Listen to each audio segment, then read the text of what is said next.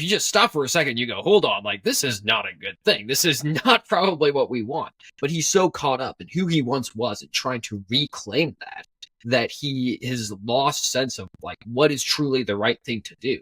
And so, and it's interesting, too, because there's a sense in which, in this film, he abandons the values that in some ways he held to in the last one.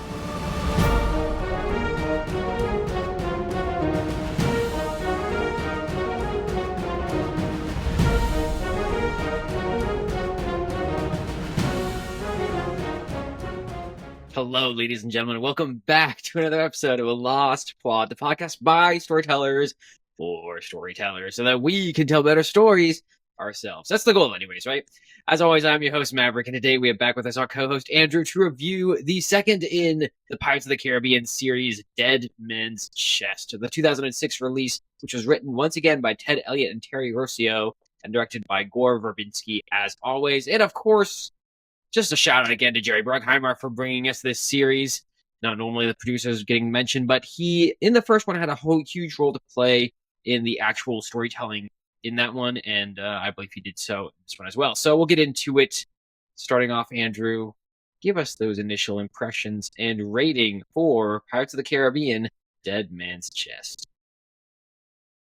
The fact that this is a 2006 film and outdoes, like, so many more modern films. When I say modern, I mean like last 10 years in terms of the CGI, and it also has a pretty good story, in my opinion. It's pretty insane. Also, every decision has a cost. That is like the harping message of this film. Whatever you do, you best be thinking through the consequences of what's going to happen later. My overall rating was an 8.4. Oh, shoot. Oh, my word. Bro is, like, really just throwing out the high ratings nowadays. Bro's just giving it out like candy. Oh, my We just goodness. reviewed Tron Ares. What are you talking about? Besides that, that's not, Tron Legacy and all the goods. Anyways, True. I will say this movie, I'm not gonna lie, has a little bit of a nostalgic place in my heart. So I was trying to fight that. This one is one of two movies I distinctly remember watching as a kid, which is a little ironic because I watched this one before watching the original film. So Curse of the Black Pearl did not come first in my mind. This one did.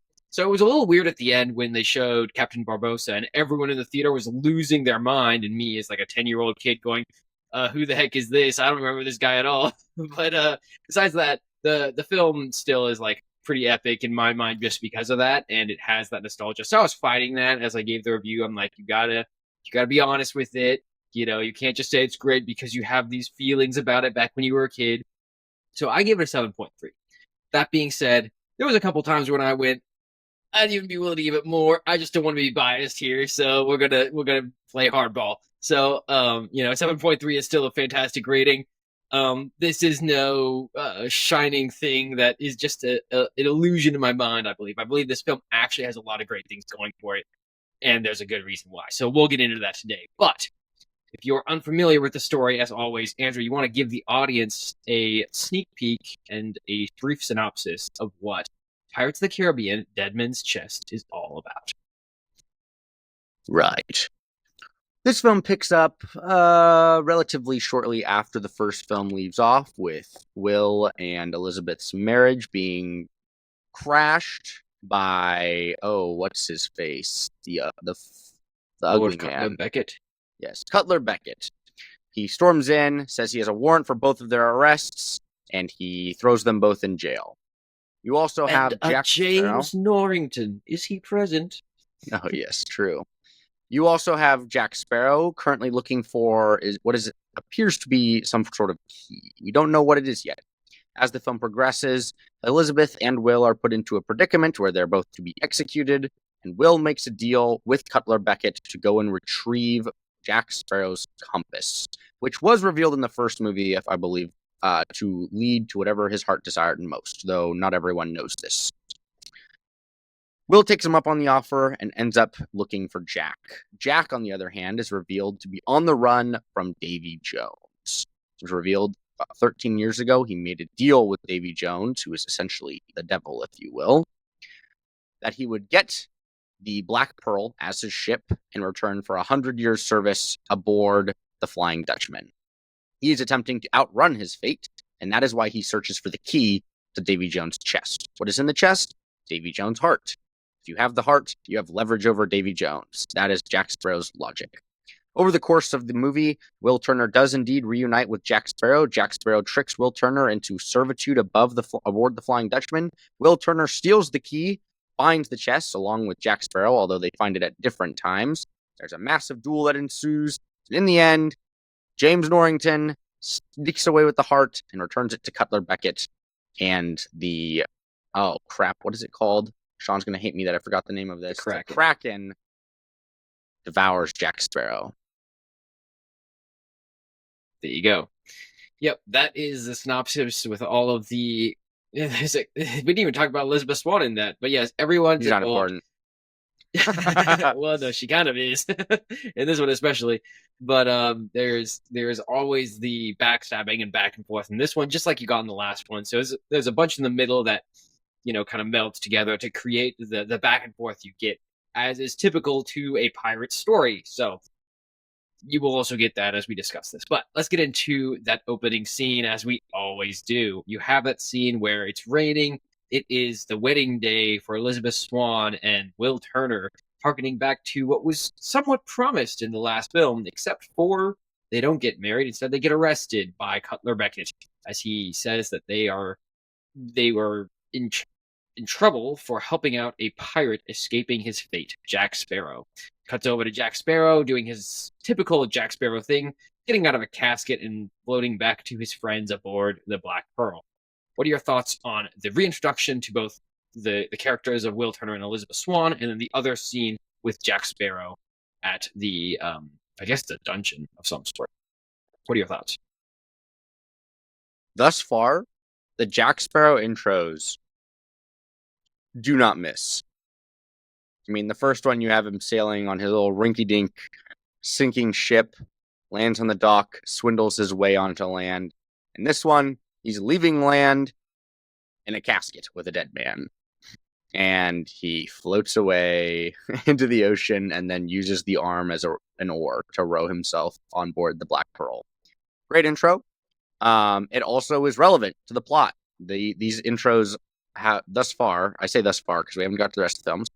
For this one and the last one, both intros are very, very relevant to the overarching story of the film. So they're not wasting any time, even from the get-go. The introduction of Will and Elizabeth, I don't know that I'm looking at it going, oh my gosh, there couldn't be a better one. But I think it does a pretty good job of kind of dropping us right back where we left off.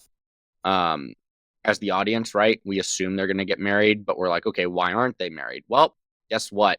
When you help a pirate to escape from British custody, British don't take too kindly to that.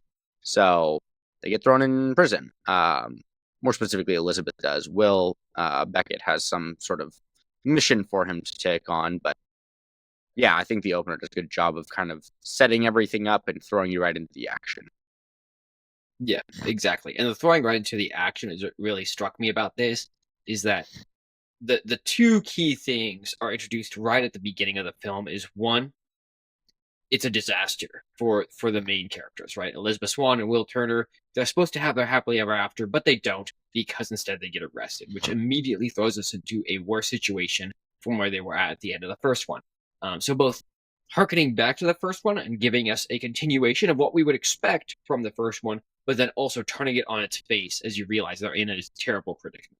And then on the other side, of course, the stereotypical Jack Sparrow, just a great opener, but the indication of something greater going on happens with the chest. And it's great in two regards. One, because the key is a huge element to the story. It's not just a throwaway thing to get you involved in the plot and to reintroduce you to Jack Sparrow. It's actually very important that they find this key as the story progresses. And two, he also tricks his own crew at the very beginning of the film, where they think that they're going after some sort of treasure within the chest. And he doesn't tell them that it's not treasure, but he also he lets them believe that it is treasure. he kind of leads them on, right? Which is the stereotypical Jack fashion, where it's starting off not just with this idea that it's Jack Sparrow and he's escaping with his own hijinks that he does. It's also this idea that he is actively undermining the people who are his friends to achieve his own ends, which is what pirates do, right? This is the stereotypical thing they've introduced from the beginning. So just excellent in all those regards. I gave it full points on the opener. I love this opener. I think it's an excellent, tight development of everything going forward. So I have no qualms with it at all. Let's talk about the main character. You still think it's Jack Sparrow in this one? What are your thoughts on him as a character? Is he compelling? Is he not? Are there other characters that you think on the main character? Are they compelling? Are they not? I think Jack's still the main character. I think Jack is more compelling in this film than the last one. I think he's quite compelling. I think his whole... In the first film, he's really vague. He's the scoundrel who you're not clear as to what his intentions are. This film, his intentions are pretty clear. He doesn't want to die. Matter of fact, Davy Jones asks him, "Do you fear death?" And he's just like, "Yes, I do." His goal is the key. His goal is the chest. Now, you aren't really clear as to what he needs the chest for until later in the film when he reveals he wants to use it as leverage. He doesn't want Davy Jones dead. He says, someone has to captain the Flying Dutchman, and it sure as heck ain't gonna be me. Yeah. But he needs the leverage. So he has clear goals in mind. He clearly struggles to attain those goals to the point where he fails at the end of this film and has to accept his fate, which is Davy Jones' locker. He definitely struggles too with, I don't know how to word it here. You can still tell that he feels some semblance of loyalty to Will and Elizabeth. And he kind of throughout the movie, he's kind of egging Elizabeth on because he's like, yes, look, if you're a pirate, accept it. And then at the very end, when she chains him up, he just goes, pirate. Same thing with Will, like, right? He's using them, obviously, but you can clearly tell he doesn't want them to die or get hurt, and you get this in little moments. The biggest one in my mind is when he sends Will over to kind of bait Davy Jones out. And then when he changes the deal on him and he's like, okay, so you're telling me I can trade souls for mine. It's just a matter of how many. He gets him to agree to 100. He says, okay, can I have Will back? If he didn't care about Will, he'd just go, okay, cool, you already have one. Leave him there. He asks for Will back. Jones tells him no. So like in his own little Jack Sparrow kind of way, he clearly feels some level of loyalty and care for these characters, even though at the end of the day, he's highest on the priority list. So he's... I would say that example of Will is kind of, it's like the beginning of that, right? Where it's not really fully fleshed out, but it's the small trickle that starts to build as the story progresses. Because even in that scene, you have Davy Jones throw back to him, "Oh, are you willing to betray an innocent man, a friend, while you go free?" And Jack goes, "Yep, I'm okay with that." So, he's still, at least at that point in the film, he's still looking out for number one. And even though he might be like, it's not the best that Will Turner's over there, at the end of the day, he goes, it's worth it. I'm good. And then goes on with his life to some degree, right? So, but you see that build. So it's definitely the start, is what I would say. Anyways, keep going. I think it's interesting, though, because in my mind, based on the way Jack as a character has progressed since the beginning of the first film, I think he's the type of character who is unwilling to admit that he cares. And so when he's directly confronted with the question of, do you care? He's going to say no. So when Davy Jones goes, would you let some innocent man die for your sins? He's like, yeah. I mean, I don't know that Jack necessarily cares for people in general, but people that he is close to in the closest way Jack can be, I think he would, at the end of the day, say he does care for them, even though he's never willing to admit that openly.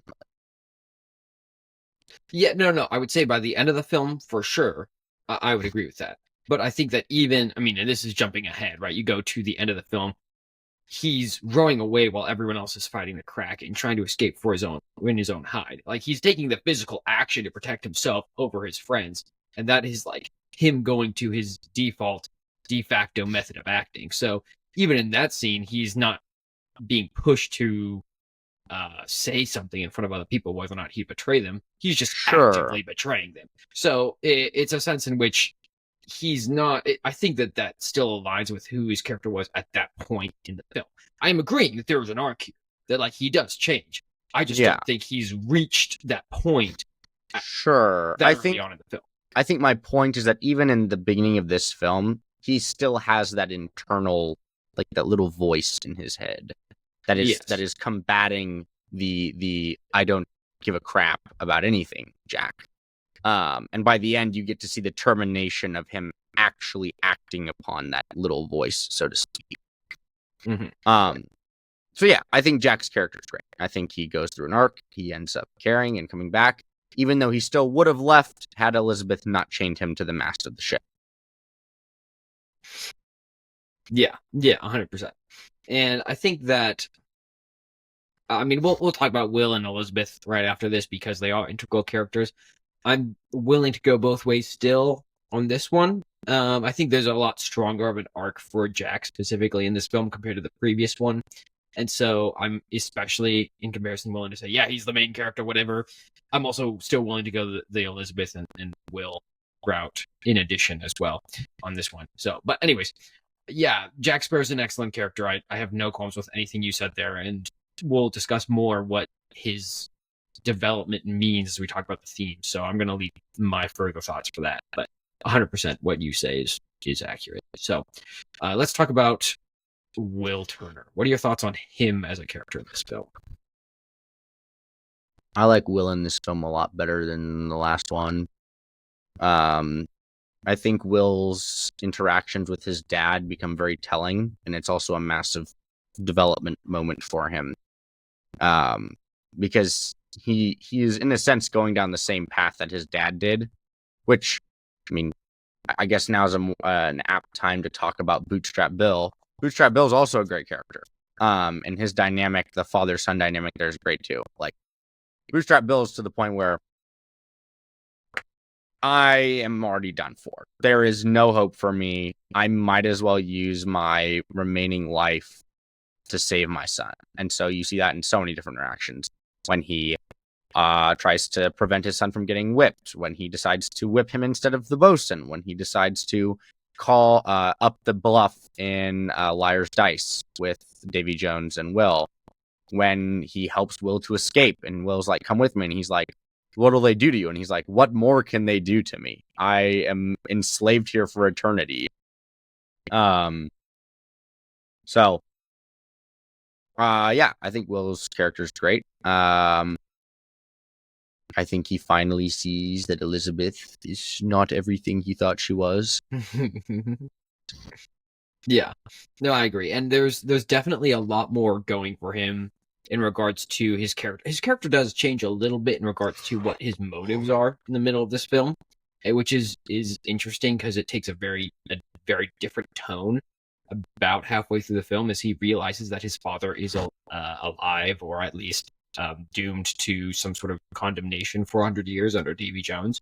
But he's definitely got a interesting arc going for him, just because it builds off the last one, right? He's come to some degree to accept the fact that he is a pirate, right? And he has this pirate blood, if you will, this lineage going through his veins. And so he has some pirate tendencies that he has picked up from the last one that continue on in this one. And yet there's this interesting level of like loyalty and honor that goes with him, which is unique to the rest of the pirates that are around. Because even though he'll still lie, he'll still betray people to a certain degree, he still at the same time has this idea that he needs to do the right thing, and this is driving him throughout the film. And you see that where he had the absolute commitment to Elizabeth that he had in the last one, right? Still driving him to some degree here. But then when he comes into his father, his loyalty and like integrity really kicks in full swing as he realizes that there is some chance of like almost redemption in a broader familial sense here, where he can actually work to save his father and bring some redemption to him by freeing him from Davy Jones. And so that's his goal as the story progresses. Also, just I think Skarsgård's such an amazing actor. There's so many great things that he acts in. I mean, just watch Andor and blow your own mind. It's so good.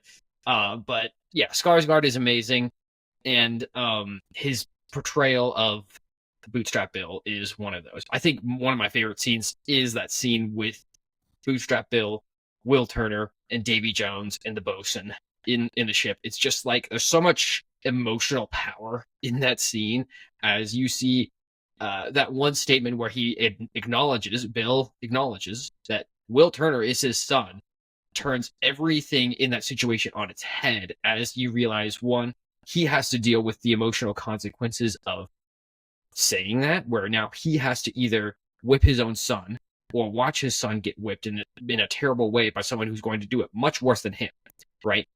And then Will has to deal with the situation of, or like the emotional understanding of, why would my own father try to whip me and like abuse me in this way? And then third, it just shows like the terrible evil that drives someone like Davy Jones and just shows him to be a truly formidable villain who relishes the pain of other people as he commands Bootstrap Bill to abuse his own child in front of everyone. So it's a crazy scene. It's excellently portrayed. They wove all the different things together to make that scene just so powerful. I thought it was well portrayed from a storytelling perspective and really shows the emotional stakes involved between all of the characters in that scene. So I think Will really has a great arc, and it's from there that you get that scene where he's escaping from the ship and he tells his father, he makes that promise with the knife that I'm going to free you from Davy Jones' grasp. And this becomes a defining moment for him as he pushes forward to achieve that goal, moving forward in the film. Yeah.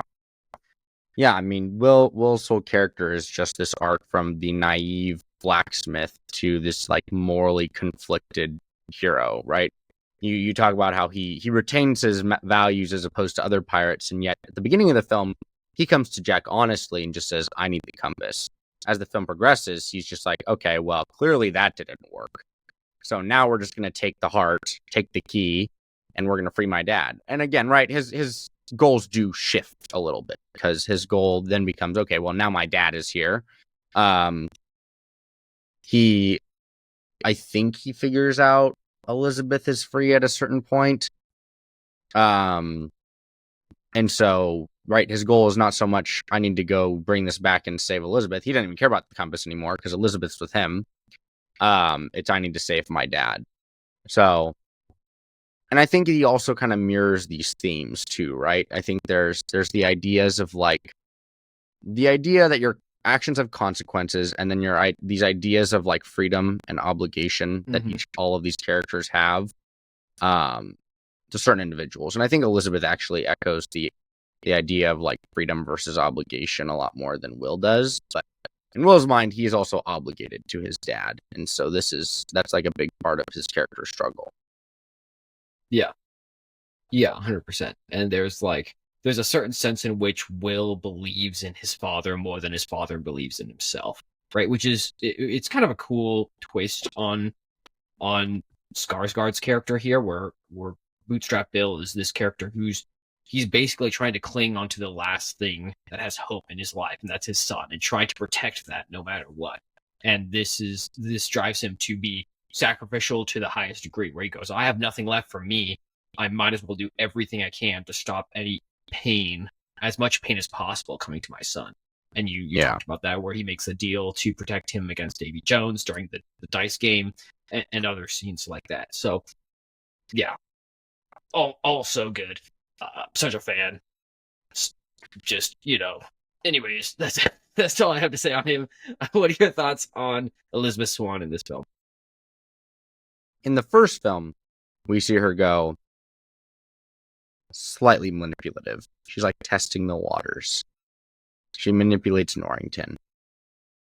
And she realizes, man, I have a lot of power. that I didn't realize I had before. And in this film, she just straight up weaponizes it. Her manipulation of Jack Sparrow, of Will Turner, of that entire crew of men using her dress. Yes.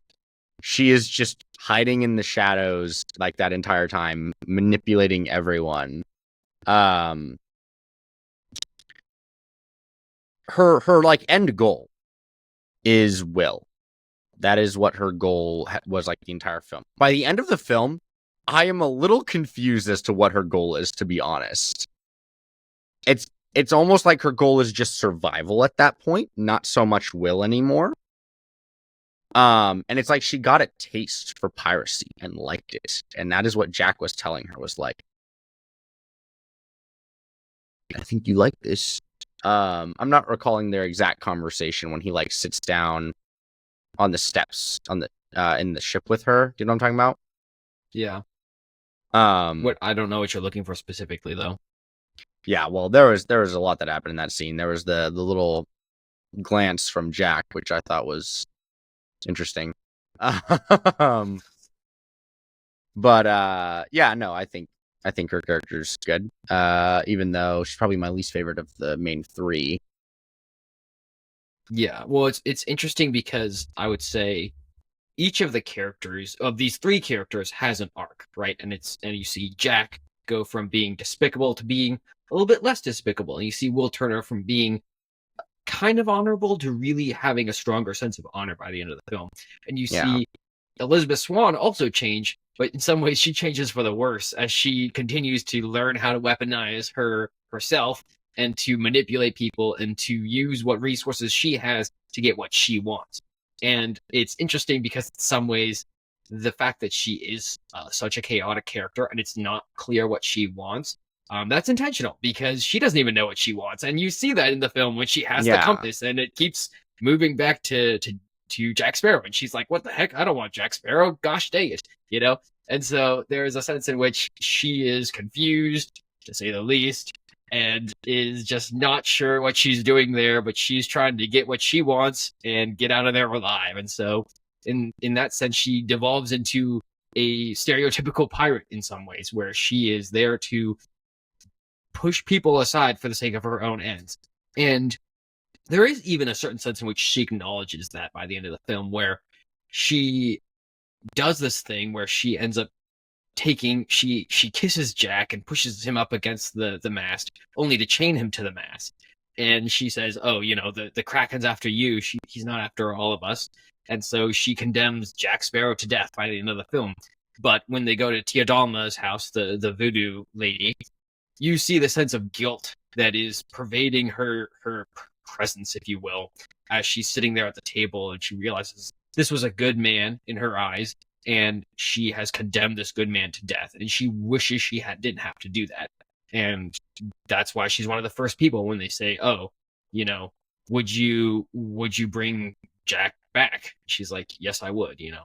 So she has conflicting emotions. I'm not going to say, yeah, she's the best character. She's an interesting character. She definitely has those flaws that really push her into the limelight in that way, where we find these conflicting characters interesting. And so she definitely has that going for her in regards to a storytelling technique. But she devolves as a character, and it's interesting to see what someone who maybe doesn't have a guiding purpose to what they're doing devolves in a way such as that, compared to Jack and Will, who do have clear purposes, right? Jack's trying to be free from his debts, and Will is trying to free his father. She doesn't have that. I will say, by the way, I forgot to mention this. I kind of brought it up a little bit, but I think it's a good time to mention it because I spent so much time hating on the Superman movie, on the Fantastic Four movie, and on so many other superhero movies. There are three types of characters and stories and progressions they go through that I really, really like, and I'll list them in the order that I like them. The third, and I wouldn't say least favorite because I still really like it, is the degenerate man who is of the world, loves all of the carnal pleasures that it has to offer, cares for no one, and goes through a redemption arc. You get this in characters like Han Solo, like Iron Man, like Jack Sparrow to some extent, although it doesn't truly terminate to where he's like a fully reformed individual, right? The second character that by the way, the top two are like tied in my mind. Second character is the idealistic good guy, the one who has the morals, wants to do what's right, is dead set on saving everyone around them, and yet through the process of their life, all of that is destroyed for them. They become radicalized as an individual. You get this in characters like Darth Vader, like Eren Yeager. Paul Atreides is another example of the character who wants to do what's good and ends up becoming the extremist and becomes the villain. And yet in their villainy, they still have this ulterior, like this ultimate good that they're trying to attain, right? They still have a code that they hold themselves to, and the end goal may still be a noble one. They have just ceased to care about how they get to that goal now. The number one, and the reason I like this one more may be just because I see it done so wrong so many times, is the good guy, right? They have the morals, they have the ethics, they're the honorable individual, and that is put to the test relentlessly. It is pounded and questioned, and they're forced to make difficult decisions. This is what the character of Superman should be like. We don't get it.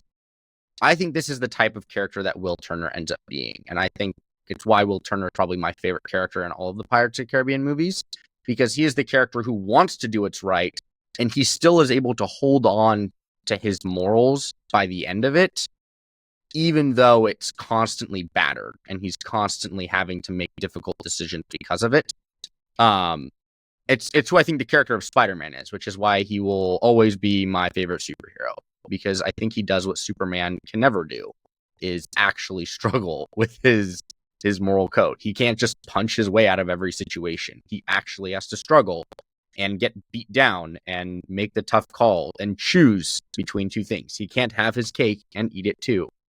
So, right, and his story also compared to, I mean, I know Iron Man definitely, I'm sorry, not Iron Man, Superman definitely has some level of loss, if I understand, in his story, but nothing as intrinsic as Spider-Man's, where from the basis of his inception as a character, the loss of his uncle is critical to who he is and him trying to struggle from there to be a hero.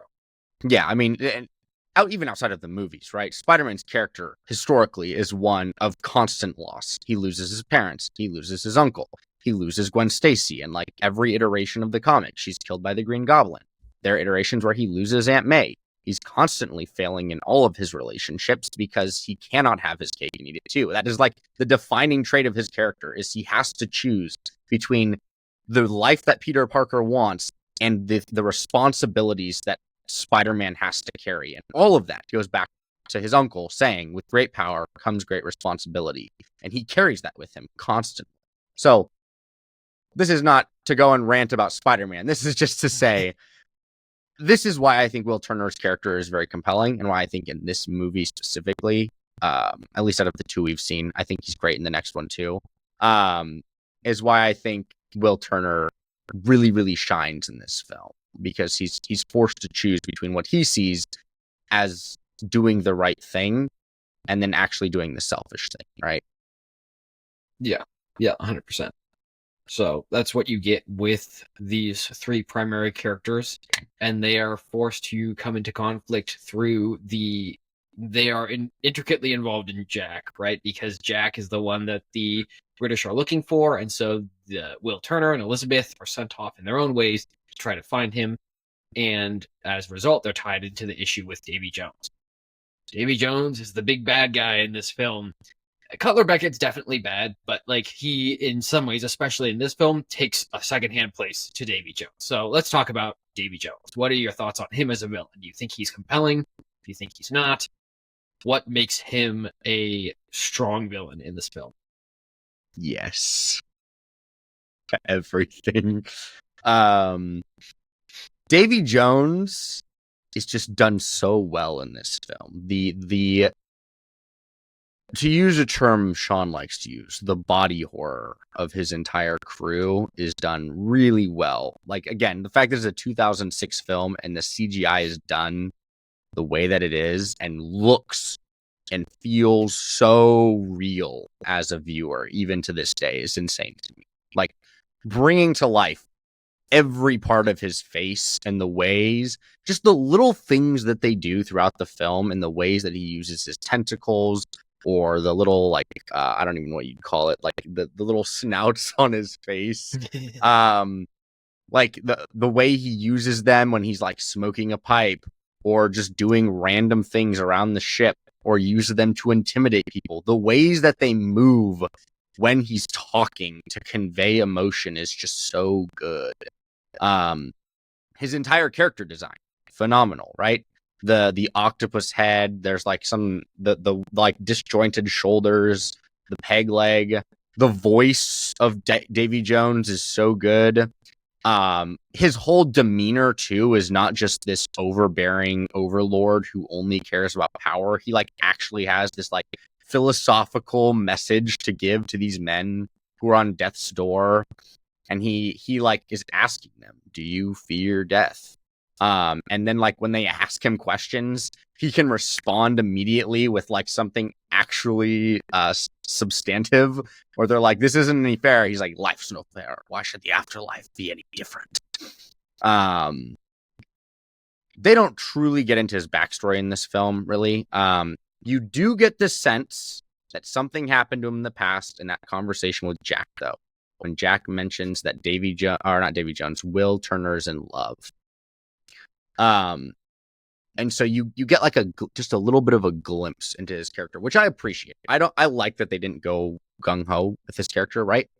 Very similar to one of the reasons I think Darth Vader's done so well in 4, 5, and 6. His first appearances on screen are not to make you sympathize with this character. They are simply to establish you do not mess with this person. This person will mess with you and you will die.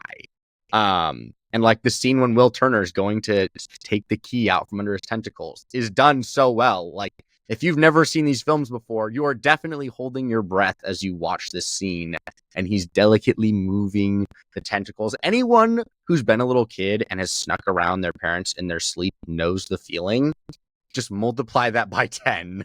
Like if you are tiptoeing around a sleeping adult and you just like, they like move an arm or a limb, you're like, oh shoot. So yeah, and at that point, he's not sneaking around him. He's having to actively mess with his face.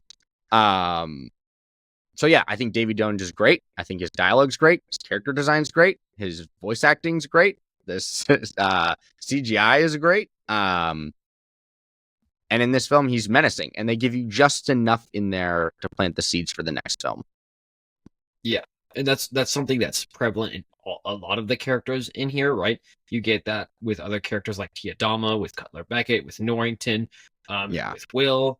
You get these ideas of things that are developed enough that this movie is still great in its own right, but also builds even more so in the next film. Right. And so That's one of the great things about how they develop this one is like they give you enough that it's still substantive, but it's not like they give you everything all at once. And definitely Davy Jones is the epitome of that, where you get this idea both with the conversation with Jack Sparrow and then when he's angrily playing the organ, and also with the little trinket that has the music box in it, the necklace. True, I completely forgot about all of those things are little hints of like what's going on with this character and why is he, in some ways, he's such an evil person, but he's also such an angry person. And there's this deep frustration with something that happened in his life. And you don't know what it is, but you know that it has something to do with probably some sort of unrequited love, right? Or something that happened to him in the past. And, we'll get more into that in the next film. Suffice it to say that in this one, they give enough that you know that something's going on, and there's some sort of reason why he is this angry sailor that he is. So, yeah, 100%. Yeah, Davy Jones is great. I don't know that I can add a ton to what you said about him as a character. He's got so much going for him, and he's definitely, like I said earlier, with that scene with Bill Skarsgård and Bootstrap. Oh, not Bill Skarsgård, Stellan. His son's Bill. But Bootstrap Bill, the character that he plays, is just excellent with the three of them. So, yeah, I don't know that I can add a ton more to that, other than except the themes, right? Because the themes is definitely something that he plays into from the start when you first meet him, and the themes about Judgment Day and what it means to postpone judgment, and the question of, is that something you really want to do? Because at the end of the day, you might postpone, facing the judgment of God, right? Which is what all of these sailors are scared of for all of the terrible acts they've done. But at the end of the day, that means that you are in service to an evil man for another lifetime because you chose to postpone facing the responsibilities for and the consequences for your actions. So yeah, definitely adds to that as an embodiment of that idea. So anyways, that's probably enough for now on Davy Jones, unless you have more to add. Otherwise, we can move on to Cutler Beckett. I assume we'll talk about the themes at another point, but I'm definitely going to be referencing back like almost every single character when we do so. So, yeah, that's good for Davy Jones. That was what I was going to say. I don't know what it is. This could be the nostalgia talking, but it's just like early 2000s to like, I want to say like 2016, 17, maybe 2020, but it's like somewhere between 2015 and 2020 is where we started to fall off, in my opinion, with like specifically Disney films that were coming out. I don't know that there's been a Disney film in like the last 5 years that I have truly enjoyed. But it's like between the years of like, well, I was born 03, so I can't speak for 2000 to 2003 necessarily, but like as far as I can remember, up until like 2016, 17, we had some really, really cool films come out with some of, in my opinion, like the best villains that you get in live action, or should say like more notable films, right? You get Davy Jones in Pirates of the Caribbean. You get Ultron in Age of Ultron. You get Clue in Tron Legacy. Like we've talked about these three villains specifically in like the last 2 months. And in my mind, like these villains are so good. I have very little complaints about these villains' creation, their development, the execution of the character. They even picked phenomenal voice actors and people to play these villains and the ways that they're portrayed. Like when I think of good villains, I think of these characters. I'd also probably add like Darth Vader to that list. But Darth Vader also came out in like late 1970s, early 1980s. So and it was Skywalker. In the early 2000s, you're getting Darth Vader's backstory. So technically, we do get Vader on the big screen. And 2005 is when Revenge of the Sith came out. Yeah, that's right.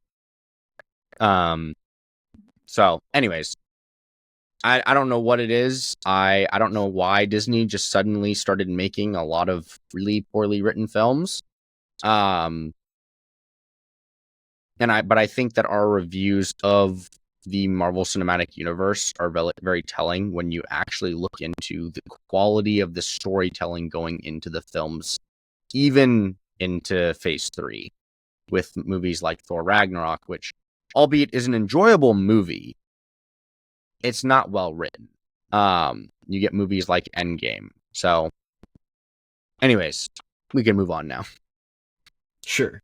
No, and yeah, it is interesting to think about what did Disney do right during that time period, and then why specifically did it fall off? Which I think a lot of it does have to do with the storytellers, but specifically, why did all the storytellers just decide that they were going to start making subpar films and focus on something else, thinking that was the primary goal of a good story when it's not? I'm not exactly sure what the answer is there, but maybe we'll have to pick the brain of someone from Disney. I don't know. What are your thoughts on Cutler Beckett? I don't know. He's not bad. I just think he doesn't play that big of a role in this film. And so, like, he does in the sense that he has a lot of influence over the events that occur, but his actual screen time is not that long compared to the 2.5 hours that you have for the entire movie. Right? He sends Will on his mission. He confronts, or rather, Elizabeth confronts him. He meets with Norrington at the end. There's like one interaction with the governor Swan, where he's talking to him. But yeah, I mean, I don't have too many thoughts on Beckett. I don't know if you had any other thoughts. My thoughts on him are more so, one, a lot of what they're doing here is to set him up for the next film, right? And so he is in some ways a little bit of a stock character, maybe compared to especially Davy Jones and definitely to Norrington. He takes a side view, if you will, or a back seat compared to them. But he still has some relevance, one, because yes, he's pushing everyone into the conflict of this film. He is the one who's saying, you all are going to jail unless you do what I say. And he wants this compass no matter what, right? And the end goal, of course, is to get Davy Jones and to use him as a tool on his side. And you see some of the interesting things more about him is the way he embodies the new world, right? And in some ways, he is the contrast of the fun-loving, free ideas of the pirates compared to an established world order and the idea of the world is changing, and I am the epitome of that as it pushes forward into the powers of the British Empire as we continue to expand our influence over this region.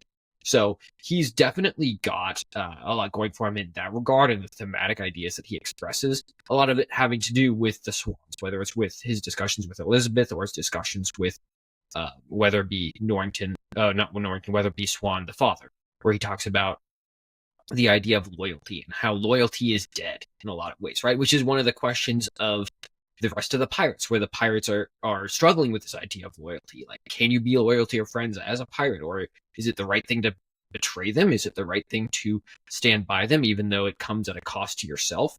And this is something that you see Will and Jack especially struggling with in this film, versus in this one, Cutler Beckett is very much the opposite of that, where he even says that your father lives off of a false belief that loyalty is the currency of the realm. And then Elizabeth Swann says, well, what is? And he says, well, currency is the currency of the realm, right? Yeah. He says that, like, the world is changing and this is the new world. And I am pushing that forward. And you guys are living in an old age that is dying. You can't continue to live in this way because it's not going to work moving forward. And if you continue to live this way, you will lose. So that's kind of the idea that you get with him, and he says that again when he shows to Weatherby Swan as he's got the shackles around him, and the governor decides to give in to Cutler Beckett and says, yes, you can have everything you want, just protect my dog, right? I will sign whatever you need. I will be the governor, your lapdog, if you will, if you just let me have what I want, and it is my dog. And then he says, as a side comment to Mercer, his co-worker in crime, you see, everyone has a price they're willing to pay, even to give up something they hope never to lose, right? Yeah. And that's the idea. It's like, once again, this is a transaction. He is giving up something, his own value, to achieve something else. He's making this transaction with me, and that is why he will, quote unquote, survive this by the end of the day. Which, newsflash, once again, Beckett uses him in the next film, so that doesn't end up working out for Weatherby Swan. But anyways, yes, that's all I have to say on him. A lot more will be said in the next film, but it's very interesting that they introduce these themes that have relevance in this film and then fully explain them more and discuss them more in the next film. So, yeah. Anyways, that's all I had to say on him. I think the next character is an interesting one because he is a villain, but in some ways he's also an ally in this film, and that's of James Norrington. What are your thoughts on James Norrington as a character in this film, especially compared to the previous one where he was the bad guy? So, I mentioned my 3 favorite types of main characters. Norrington's not a main character, but he falls into one of those categories. He is the character who has the morals and wants to be honorable and ends up becoming disillusioned with that. Because what did it get him?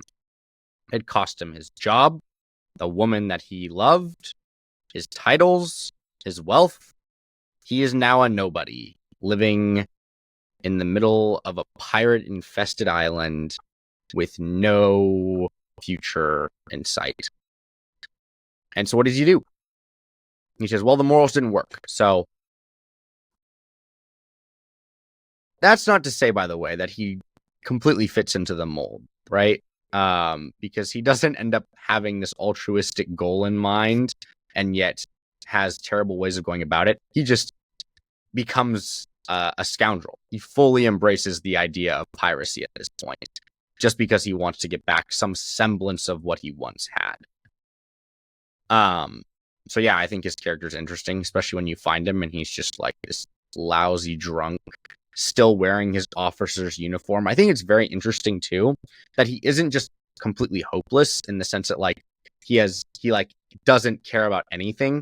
He is like clinging on for dear life to the status and rank that he once held. He's still wearing his jacket and uniform. He still has his wig on when you first meet him. And he's in the end, he just wants his commission back. And that's what he tells Beckett. He's like, just give me my job back. You can have the heart. I don't even care. Yeah, exactly. And it's interesting because he takes somewhat of a twist on the idea of the redemption arc, because he sees this very much as a chance of redemption. He's trying to redeem the past that he once had, but he's doing it through bad means, and he's doing it for ultimately the bad guys. And he's so caught up in like who he once was that he can't see that he can't see that he's ultimately serving bad purposes. Because if you stop for just a second, right, and go, hold on, the person you are trying to regain favor with is trying to use the devil of the oceans and put him on on his side. Yeah. If you just stop for a second, you go, hold on, like, this is not a good thing. This is not probably what we want. But he's so caught up in who he once was and trying to reclaim that he has lost sense of like what is truly the right thing to do. And so, and it's interesting too, because there's a sense in which in this film, he abandons the values that in some ways he held to in the last one.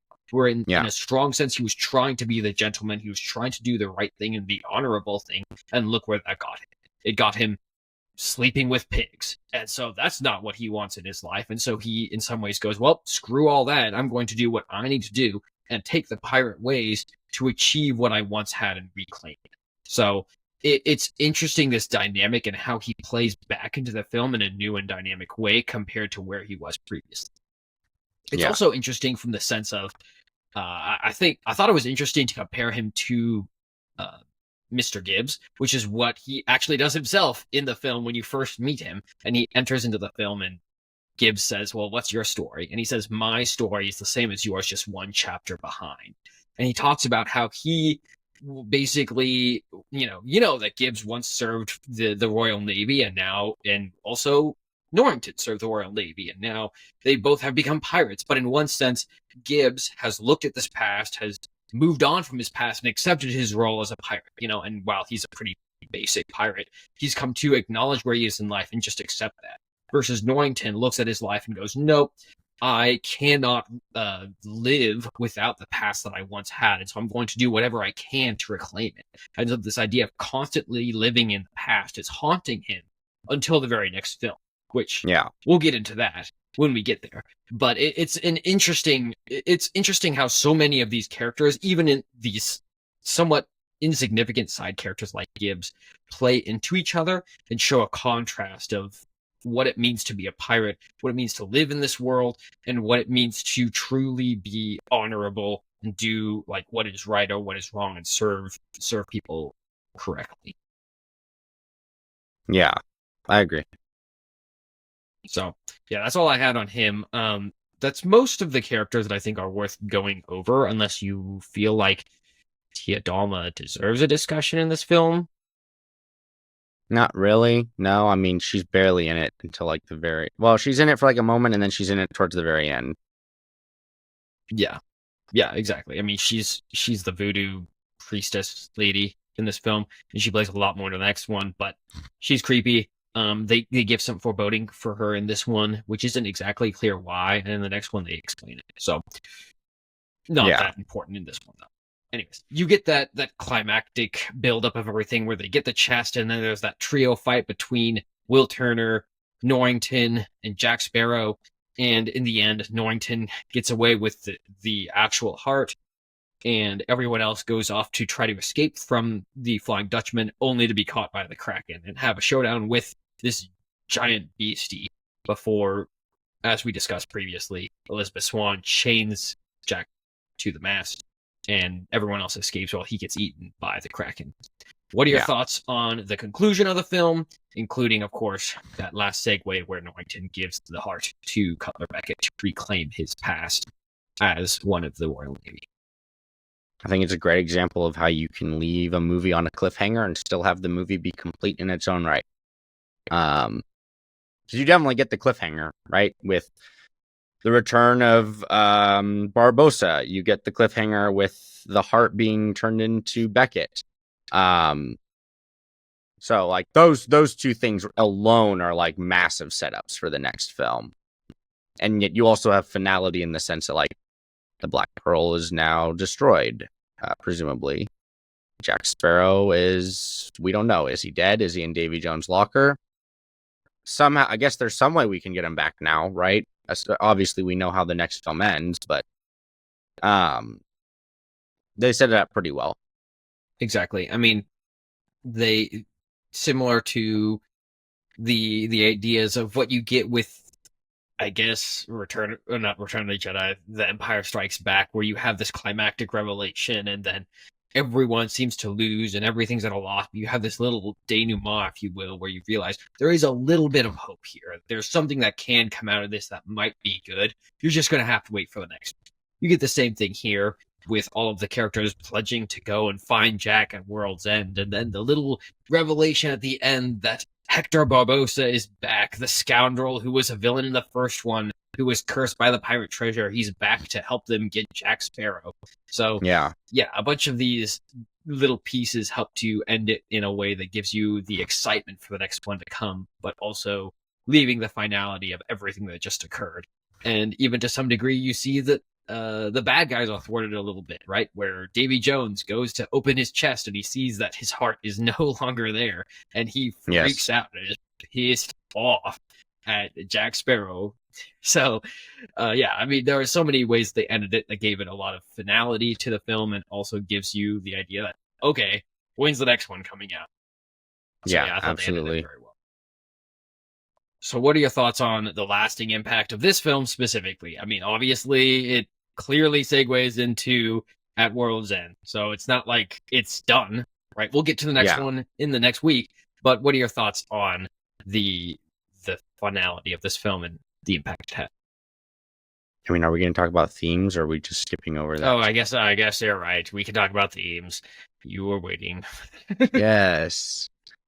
Because I think the themes in this film are not only well done, I think they're themes that are worth discussing. The idea that, like, actions have consequences, and the decisions you make will affect you, whether or not you think they will now.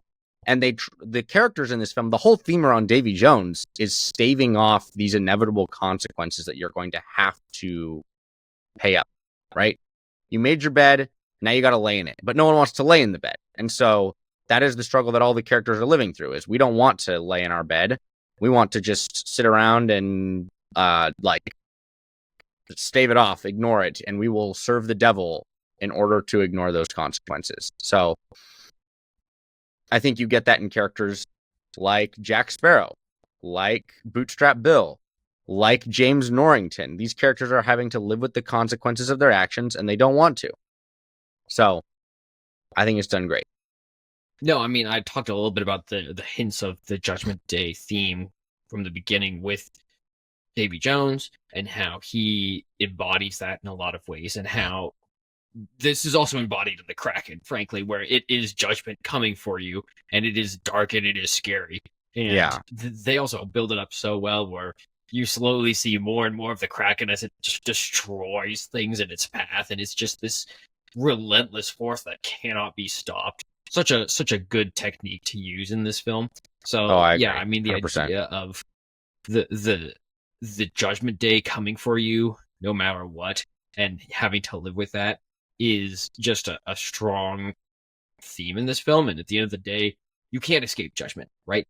It comes for you and it takes you out if you need to face it head on. That's actually what Jack Sparrow ends up doing at the very end. He does face the Kraken and jumps into its mouth, supposedly to have one last whack at it before it eats him. So it's great, and it's an important theme to talk about, this idea that you can't always escape the responsibility for the actions that you've taken, and you need to face those rather than run away and hide from them, because eventually it will catch up to you. It's an important theme to discuss and to think about. Beyond that, I also think there's this idea of, and we've discussed this a little bit in the last one, but it comes up again in this one in a stronger sense, is this idea of honor and loyalty, doing what's right. And there's a stronger sense of that, as we discussed with Will, with Jack, and messed it up with Elizabeth, because she doesn't know what loyalty is. She's just doing her own thing. So she doesn't know what she wants. But yeah, there's definitely some strong themes in this film, and they play into a broader understanding that all of us can think about and relate to some degree. Yeah, absolutely. So now you want to talk about the lasting impact? Yeah, now I can talk about the lasting impact. What is the lasting impact? Well, clearly they made 5 whole movies. Pirates of the Caribbean, I think, is a very well-known franchise. You have the original 3, right, with the ensemble, Jack Sparrow, Will Turner, Elizabeth Swann. You get the next 2, which have different ensembles, but you've still got Jack Sparrow, you've still got Barbossa. And they clearly, at the end of the 5th one, had set up a 6th movie, which never got greenlit, for several reasons. But, I mean, you also have the Disneyland ride that it was based off of, which is still very popular to this day. So, I think it clearly has a lasting impact in that sense. I don't know that Disney has ever really made a movie or series like this, right? This is like a completely unique Disney series. Probably their most successful live action one, I would gamble. Because they have like Tron, which has not been very successful. They've got like a lot of standalone series. Are you looking it up right now? I'm looking up a comparison, so I keep going. Okay. So, I mean, I think it definitely is successful in some right. I don't know that there's much more of an impact other than that, though, to be honest. Yeah, I mean, this is one of the few films that was a upward trajectory, right? We were talking about this with Tron and how there was hope because it had an upward trajectory from the first one to the second one, and the third one, what the heck happened, right? You get a sense in which this was in the same trajectory as the last one, right? There was low expectations for the first Pirates of the Caribbean film when it came out. I mean, it was based off of a freaking ride, and it ended up being a blockbuster hit. And they were like, oh my goodness, that was actually good. I guess we're going to make another one. And this one actually blew it out of the water in comparison even to the previous one, right? It was the highest grossing film of 2006. It was the 3rd highest grossing film of all time when it was released. Obviously, things have surpassed it since then. But at that time, it was the 3rd highest grossing film of all time.